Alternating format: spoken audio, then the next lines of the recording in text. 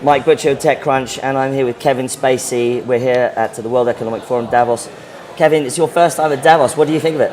It's been incredible. The last couple of days, I came not really knowing what to expect. Obviously, I've heard about this forum for a long time and have wanted to come. And so I really came here to learn, to listen. Yeah. I've met a lot of really interesting people, and obviously people that some of whom I know who've had incredible accomplishments. So it's a real honor to be here.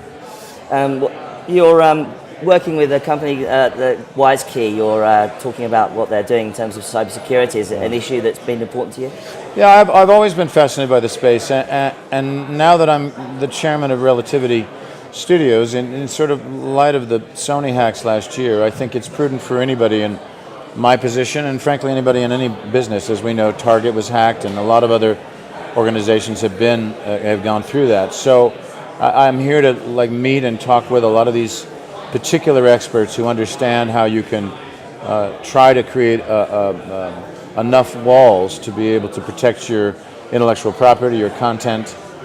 So I take it seriously, but I'm more prudent about it. I think there was a headline today that I feared another attack, which I never said. But I think it's just prudent. What's your feeling about technology generally? I mean, do you use it? Do you use a smartphone? What do you use? I suppose I'm as active as anybody, in using phones, using computers, being fascinated by the things that we can do that help us live life, make it more convenient, make it easier.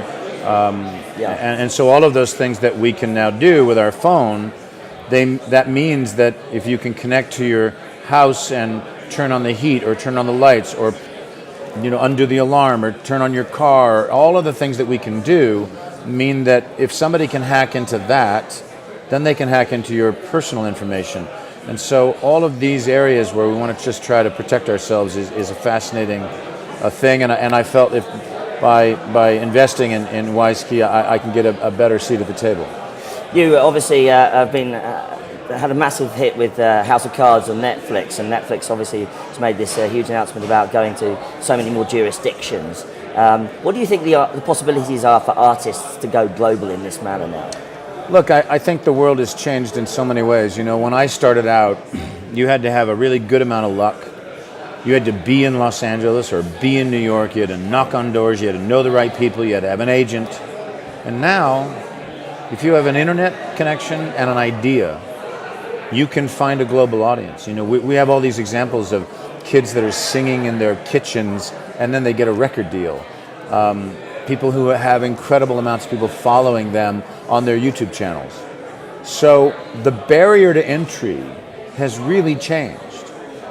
It's kind of incredibly exciting. Now, for those of us in the entertainment business who spent a lot of time building walls up, you can't get in unless, we have to pay attention and we have to be interested in learning about these new talents. It's no longer the case where we necessarily have to go out to the Comedy Store or go out to the theater or go out to the thing, although I love it when people do. I think it's incredibly important to also be there, see it in person. But it's also there on the web, and all we have to do is pay attention to it and reach out to it, and we will find and discover remarkable talent. There was a wonderful parody of Silicon Valley called Silicon Valley, which you might have caught. I don't know if you caught it. I know the show, but I haven't seen it. Yeah.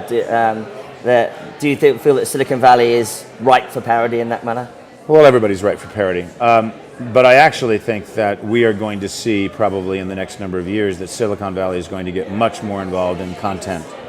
I will not be surprised if one of the big companies ends up buying a studio. It seems to me that's where things are headed. They want to be in the content business. It's the same thing I felt 8 or so years ago about a company like Yahoo or Google or Netflix. Those people that had made a gazillion amount of money in being a porthole for entertainment, if they wanted to get in the content business, they wanted to compete, they were going to have to start doing their own production. So it didn't surprise me when Netflix stepped up eventually. You mentioned earlier that you're passionate about the economic divide between people. Are you passionate also about the digital divide, about access to technology? Yeah, I think that the more people can have access, the more that all of these new developments that can help all of us around the world.